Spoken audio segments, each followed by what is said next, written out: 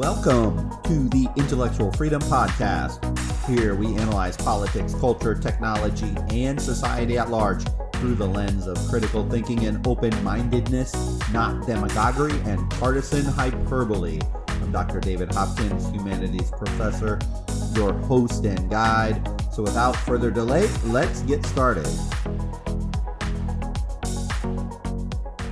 Many of you know I have not been a social media person until around July of 2020. But of course, teaching humanities and culture, I have been well aware of the content on social media.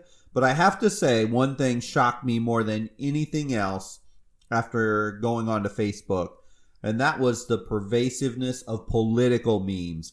Memes everywhere. And I'm not talking about shared cultural experience memes that are fun and entertaining. There are tons of those out there, like the I hate Mondays or birthday memes or geez, I'm getting old memes, sports memes, relationships memes, hate my job memes, or those things that anyone can relate and enjoy and we can collectively laugh together about.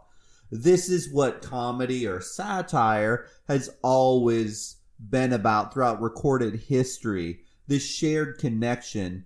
A bit of humility to laugh at ourselves and our situation is required, but this isn't what political memes are about, and that's what I want to talk about today. What I see when I see a political meme posted from either the left or the right is that these successful viral political cult memes, they induce intense social interaction and behavior, but not in a shared moment of levity and humor. But it's nothing more than an attempt to rub salt in the wounds in the eyes of the other side. I believe it's important to discuss how negative this psychological warfare is to our country.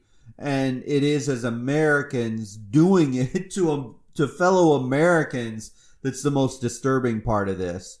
We hear and read about the divisiveness in America all the time, and memes don't help at all. And if you post, like, encourage, or share them, you are contributing to the problem.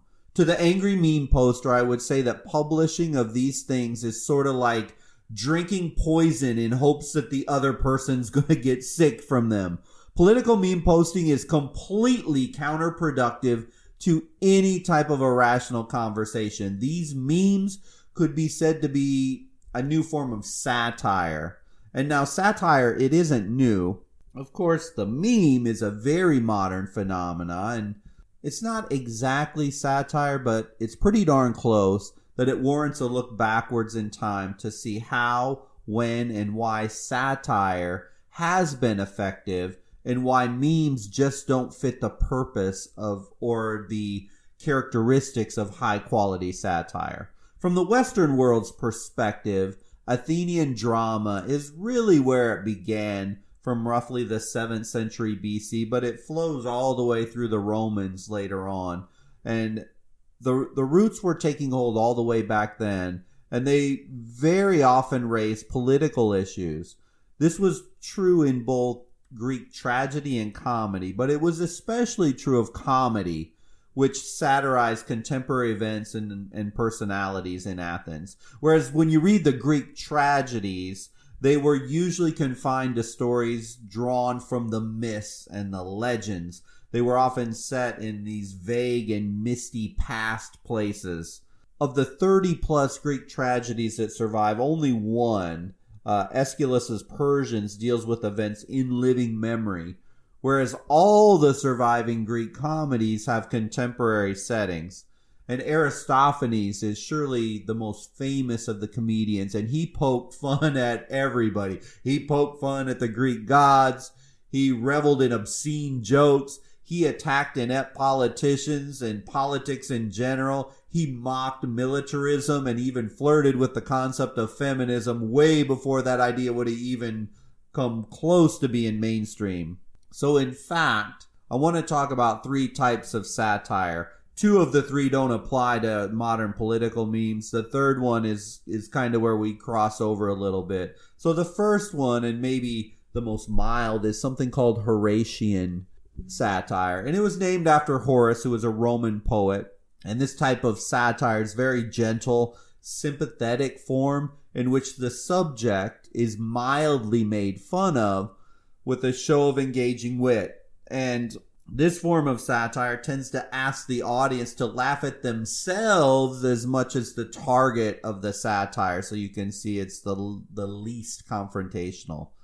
Then along comes Menippean satire, and this was a Greek satirist, and this is often chaotic and a formless satire that just satirizes the structure of the world in general. It tends to mix all kinds of genres, it collapses categories, and it almost basically ridicules everything that exists. Its exact targets are often so hard to locate because it seems to attack everything and everybody. And you often see a preoccupation with sexual dysfunctions, even bodily fluids in those types of satires. But neither of these forms fit this modern political meme culture, which is the topic of our podcast today. Modern meme culture tends to be a direct, between-the-eyes shot at the opposing party. And so that brings us to Juvenalian satire. And this is a harsher, it's a bitter form of satire in which the subject is subjected to contempt and condemnation. This form of satire is by far the most judgmental towards the topic, and they ask the audience to respond with indignation almost to the event it betrays. So the Juvenalian satire most closely aligns with our political meme culture. But there's still a difference here, because going back to the Greeks, the goal of satire was not demoralizing mockery. You say that again, it was not demoralizing mockery. Its goal was to invigorate public debate, encourage critical thinking, and call on the citizens to question the status quo. You could say this is noble, this is good. You could almost say it's a requirement in a democracy to have something like this. It's an important way to communicate on politics with society at large. Our meme culture is more about, gee, you sure are stupid. I am so superior intellectually. There isn't a debate really to be had because, well, you're a racist, sexist, misogynist, or the close your ears type meme that says la la la la la la la, I can't hear you, in a childlike outburst. So the use of satire in American history doesn't mirror what we're seeing right now in our meme culture. It hasn't always been so poisonous. We've seen satire emerge when political discourse is in crisis and has been used to put political pressure on misinformation, folly, even abuse of power. And this is important. There was a day, believe it or not, go back to the old even SNL, where actually equally they would mock Republicans and Democrats instead of becoming what we tend to see today, which I sadly say is just almost unwatchable. It's become so obnoxious, hate fest, devoid of humor. So, in fact, the meme culture, a new format for satire with amazing potential for a good dialogue, is in fact disgustingly destructive as it's shown up in our modern society. If you don't believe me, go to Facebook, Twitter, or anywhere you find political memes. Just look one up, then scroll through the comments. It isn't pretty. If it wasn't politics, one would think the respondents were talking about a football game where there's a winner and there's a loser. It's very sad to see. If you go and see a pro-Trump meme, or now with Biden president, there's a lot of the I told you so memes that will lead to comments like, Donald J. Trump, greatest leader in the history of the world and the one true American patriot. Yeah, you nailed it. Boy, those Democrats were so stupid for electing Biden. Now look what's going to happen. Or those on the other team, people responding in kind from the other side will say things like, boy, you are ignorant. You're an ape. You're a moron. You're a fool. And so maybe in turn they'll post another similarly quote unquote funny meme in response to some other memes. This is not what satire is supposed to be. Not at all. There is a fine line between humor and offensiveness. Comedians have had to deal with this for a very, very long time. But political memes fail, and they fail nearly every single time. But why? Americans in past generations always had the ability to laugh at themselves. In the world of politics, in the online world, all humility to laugh at oneself or listen to others appears to be lost. And for satire to work, there are certain characteristics that need to be present. The first one, there needs to be a shared experience, a concept of a shared reality.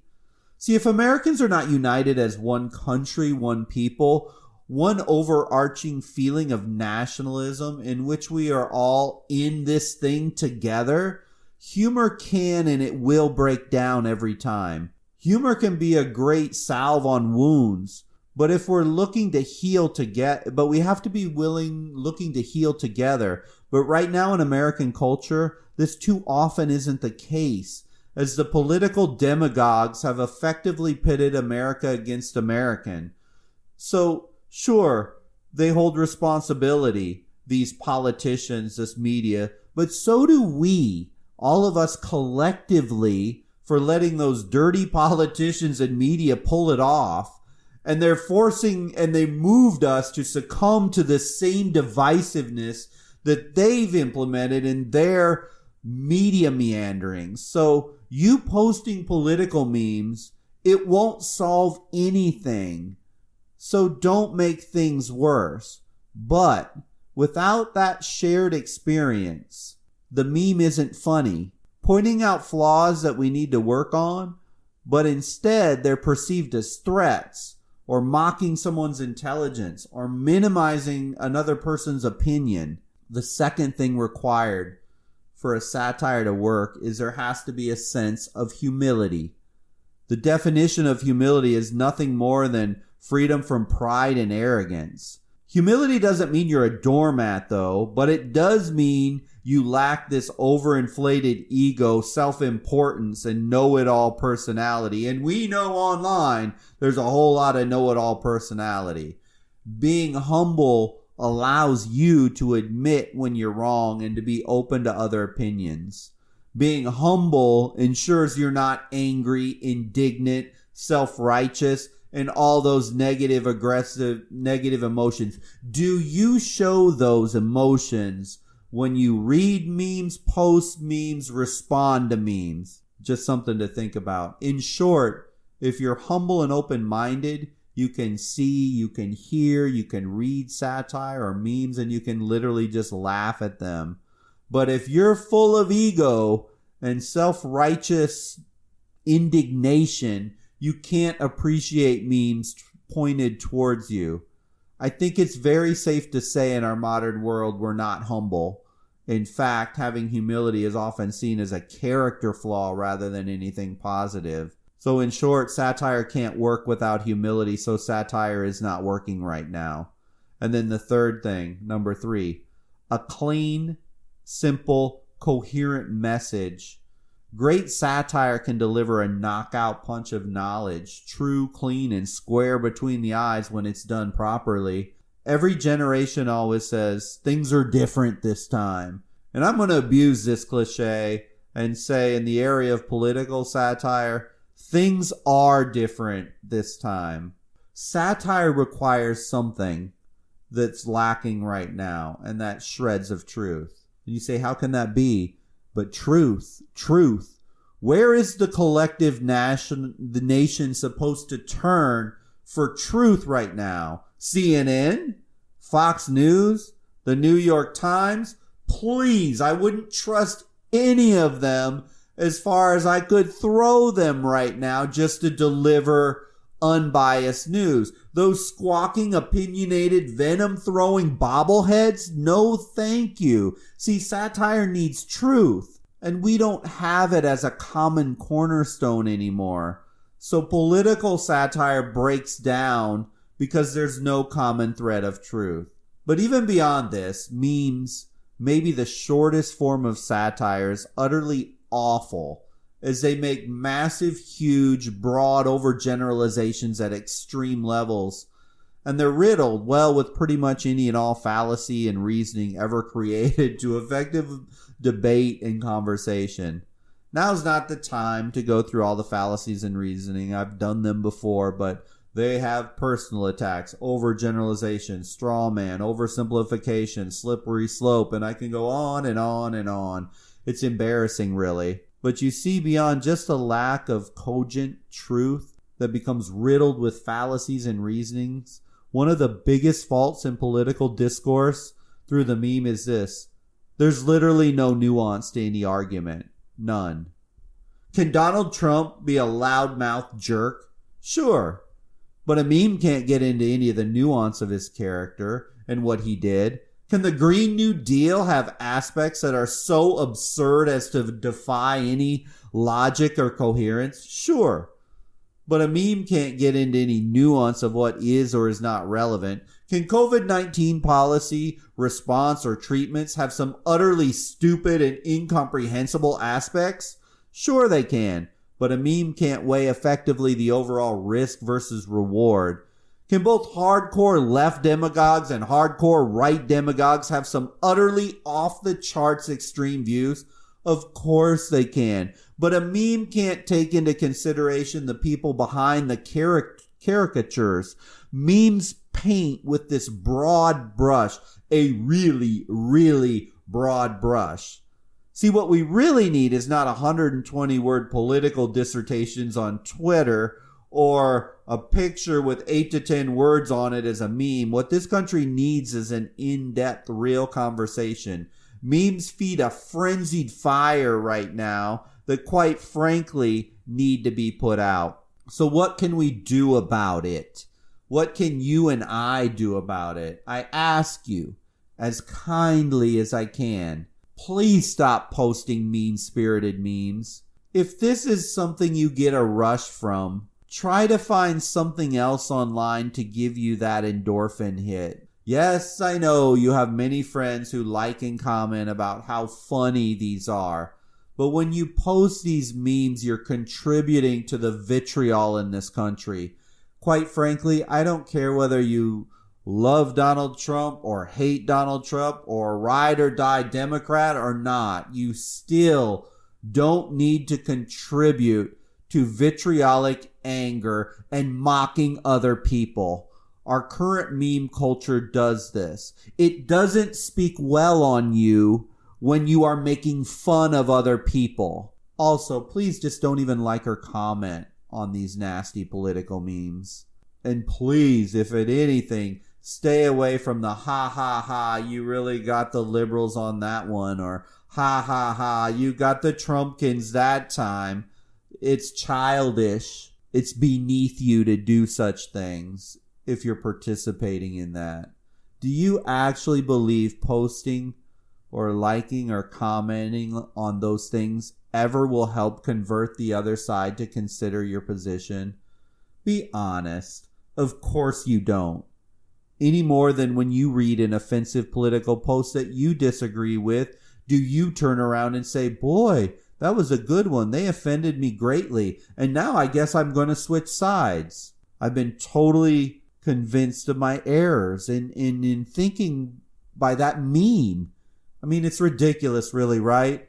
Just as you would never be altered by a meme, neither would a person you target on the other side be convinced by your meme that you post. This type of cognitive dissonance that is required to change a political opinion is never, ever coming from a meme. I've also talked about this in other podcasts, but it bears repeating. The best and almost required characteristic of changing somebody's mind on politics in a debate or conversation is finding some sort of common ground.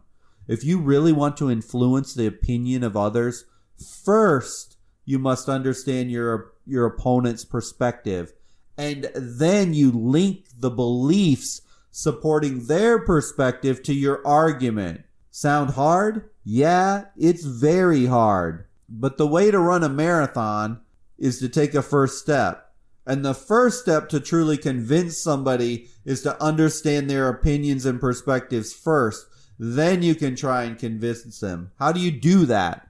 Well, you have to ask them. And here's the real kicker. You have to also listen to them once you ask them and not interrupt them or shout over them or shut them out. That will never work. Ever. Never.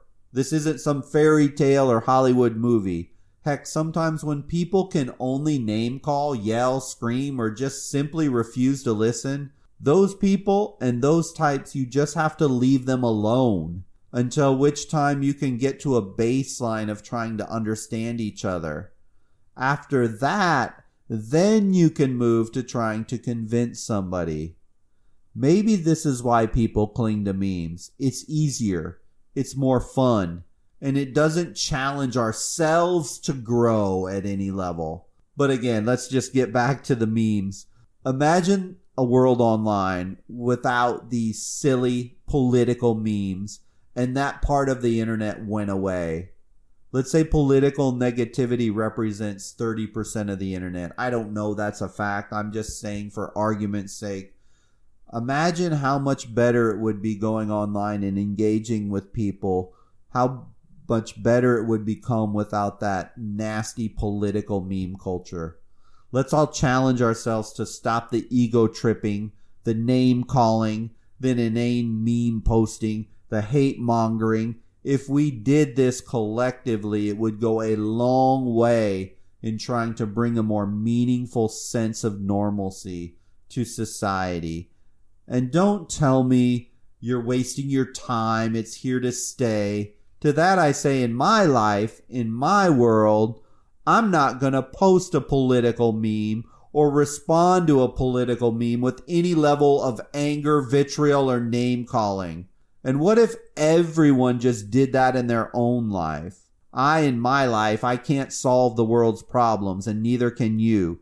But I can control what I post and what I type and what I respond and how I respond, and so can you. And if all of us stopped with this degrading, demeaning, and uneducated practice of posting and responding to political memes, we can make a change.